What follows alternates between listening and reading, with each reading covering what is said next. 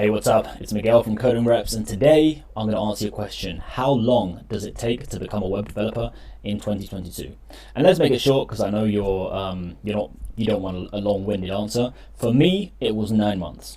Okay, but for you, depending on your situation and how much time you have, on hand, it can be 4 months, 5 months. I've heard some people even do it in 3 months. Okay, so if you put in a lot of effort and you're already disciplined, because that's important, you need to be able to start learning quite quickly and get into the habit of doing work every day quite quickly.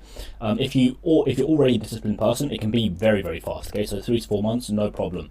I was an English teacher at the time, so I only had time to study in the morning. So I would wake up at 4 a.m., 4:30 a.m., study for 2 hours, then go to work, and then maybe in the afternoon do a little bit more. But after work, I was generally quite tired, so that's why I decided to wake up early to get those reps in and improve my skills. So why did I decide to become a web developer? Because I just researched online. Well, first of all, my job was a dead-end job. I wasn't going to increase my salary any more than I had. I've been working as an English teacher for 10 years already, and it was quite hard to increase my salary at a company or working at an academy, right? You could do it through private classes and maybe building your own business, but obviously that entails more risk, and I wasn't willing to take that risk. So I just decided to change career, and here I am. I'm a web developer working for a big company. Okay, in a matter of 9 months. Okay, in my case, waking up at 4:30 a.m. every day, hustling and giving it my all in the mornings. Okay, so 2 hours in the morning can be done. All right. So I started learning HTML, CSS, moved into JavaScript, then learned frameworks like React, and then had to do an interview and learned Vue for the interview. And the transition from React to Vue was very fast. Okay, because they're very similar frameworks. So that's in a nutshell the transition. How long did it take me to learn each of these skills?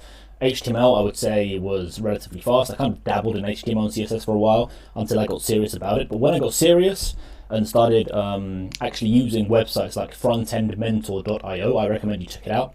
Okay, it's a website where you can see designs, copy them. They have like different levels from newbie to advanced. Okay, so you can develop your skills very fast, and it's very motivational because you go through the different levels, kind of like a video game. You go through the different levels and get kind of more confident with the skill as you go on. So I would recommend you check out a basic course for HTML and CSS. Go through it, maybe do the projects that they're talking about in the course. One I recommend is a course by DevEd, developed by Ed. Okay, so you can check out his YouTube channel, DevEd, and then he has a website called developedbyed.com. You can check that out, and he has courses on HTML, CSS, and JavaScript. He has like a bundle for that. No affiliation. I just did them and enjoyed them, and they've definitely helped me. I have a good job now, so yeah. If you're able to go through those, it will definitely give you a nice head start. You obviously have to pay for them. I think it's like $50 for the whole bundle, with JavaScript included, which is, I think, quite a fair deal for the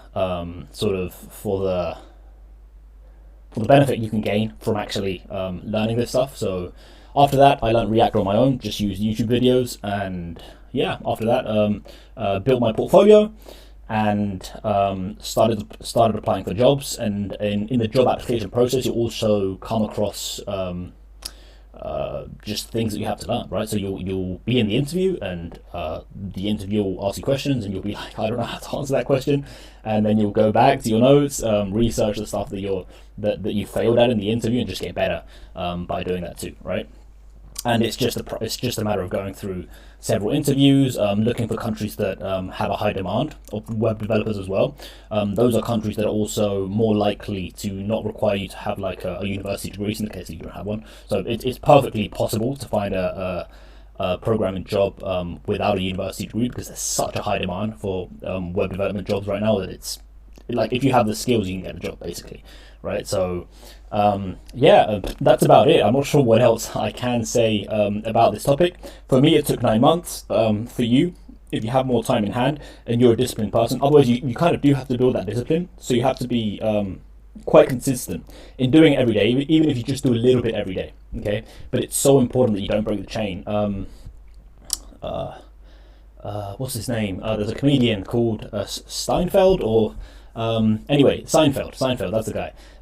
He's an American comedian. He has a quote saying that when he became, as he was becoming a comedian, he had a rule of to make a joke every day.